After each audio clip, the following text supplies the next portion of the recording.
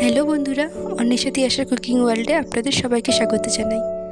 এতক্ষণ ভিডিওটা দেখে নিশ্চয়ই বুঝে গেছেন আজকে কি বানাবো। হ্যাঁ, আজকে আমরা বানাবো চিকেন কাটলেট। চিকেন কাটলেট বানানোর জন্য দেখুন এখানে আমি নিয়েছি চিকেন কিমা, পেঁয়াজ কুচি, আদা কুচি, রসুন কুচি, লঙ্কা কুচি আর নিয়েছি সেদ্ধ করে আলু গ্রেট করা। এরপর দেখুন কড়াইতে তেল গরম করতে দিয়ে একে একে সব উপকরণগুলো দিয়ে দেবো। দেখুন আমি এখানে রসুন কুচি, আদা কুচি, লঙ্কা কুচি আর পেঁয়াজ কুচিগুলো দিয়ে ভালোভাবে সেটাকে একটু নেড়ে চেড়ে নেব।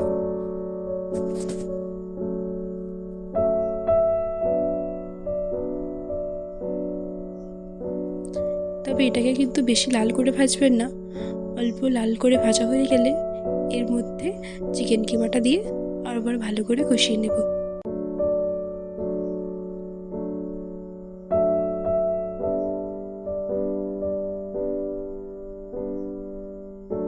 চিকেন কিমাটা দিয়ে কিন্তু ভালোভাবে নেড়ে চেড়ে নিতে হবে।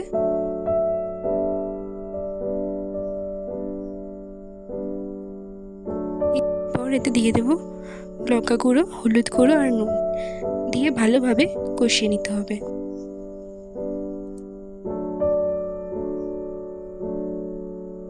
আর এতে দেব চিকেন 65-এর মশলা। আমার কাছে চিকেন 65-এর মশলাটা ছিল, তাই আমি এটা একটু দিয়ে দিচ্ছি। আপনারা চাইলে এটা স্কিপ করতে পারেন। এরপর এতে দিয়ে দেবো আলু সেদ্ধ। এরপর আলু সেদ্ধটা দিয়ে বেশ 2 মিনিটের মতো নেড়ে চেড়ে এটাকে তুলে নিতে হবে। এখানে একটি বাটিতে আমি ডিম ফাটিয়ে নিয়েছি, আর লাগবে ব্রেড ক্রাম্বস আর বিস্কুটের গুঁড়ো।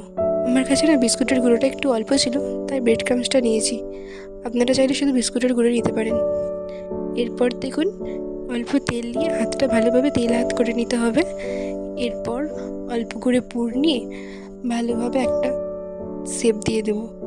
আমি কিন্তু আমার পছন্দের মতো শেপ দিয়েছি, আপনারা চাইলে আপনাদের পছন্দের মতো শেপ দিতে পারেন।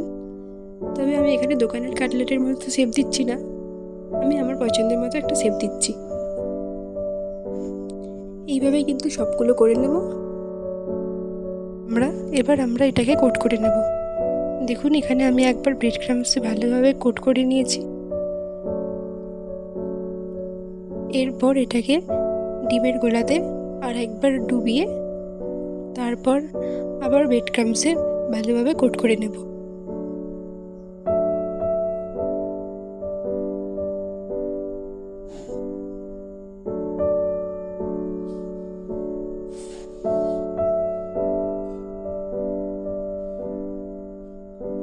দেখুন এভাবেই কিন্তু সবগুলো করে নেব। এই দেখুন আমার এখানে সবগুলো কোট করা হয়ে গেছে। এরপর একটি কড়াইতে তেল গরম করতে দিয়ে দিয়েছি। এরপর একে একে চিকেন কাটলেটগুলো ভেজে নেব। আর হ্যাঁ, আমি কিন্তু চিকেন কাটলেটগুলো প্রায় 1 ঘন্টার মতো রেস্টে রেখেছিলাম, আপনারাও কিন্তু রেস্টে রাখবেন। আর চিকেন কাটলেটগুলো ভাজার সময় গ্যাসের ফ্লেমটা কিন্তু মিডিয়ামে রাখতে হবে। এই দেখুন এভাবেই কিন্তু চিকেন কাটলেটগুলো এক পিঠ ওপিঠ উল্টে উল্টে হালকা লাল করে ভেজে নেব। এই দেখুন এখানে আমার চিকেন কাটলেটগুলো ভাজা হয়ে গেছে। এভাবেই প্রত্যেকটা চিকেন কাটলেট ভেজে নেব। আজকের ভিডিওটা কেমন লাগলো কমেন্টে জানাবেন। তো দেখুন এখানে চিকেন কাটলেটগুলো আমার ভাজা হয়ে গেছে, প্লেটে পরিবেশন করে নেব। ব্যাস, চিকেন কাটলেট আমার পুরো রেডি। তো আজকের মতো ভিডিওটা এখানেই শেষ করছি। দেখা হচ্ছে অন্য একটা ভিডিওতে।